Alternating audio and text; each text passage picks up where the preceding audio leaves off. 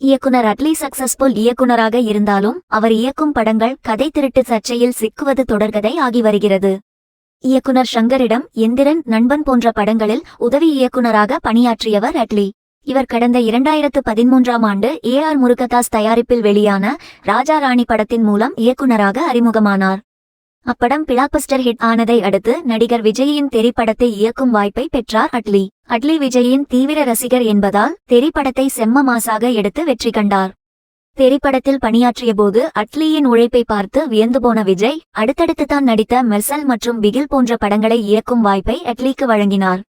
இந்த 3 படங்களுமே பிரம்மாண்ட வசூல் சாதனையை நிகழ்த்தின. இவ்வாறு இயக்குனர் அட்லி சக்சஸ்ஃபுல் இயக்குனராக இருந்தாலும் அவர் இயக்கும் படங்கள் கதை திருட்டு சர்ச்சையில் தொடர்ந்து சிக்கி வருகின்றன.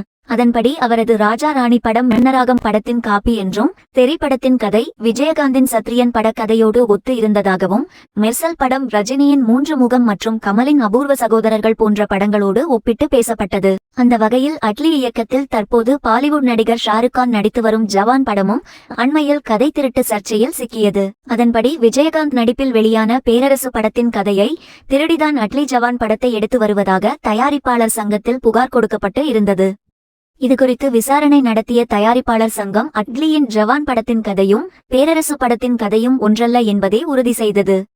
இதன் மூலம் அட்லி மீதான கதை திருட்டு புகார் பொய் என்பதை நிரூபித்து காட்டி இருக்கிறார் அட்லி. ஜவான் திரைப்படம் அடுத்த ஆண்டு ஜூன் மாதம் ரிலீஸ் ஆக உள்ளது குறிப்பிடத்தக்கது.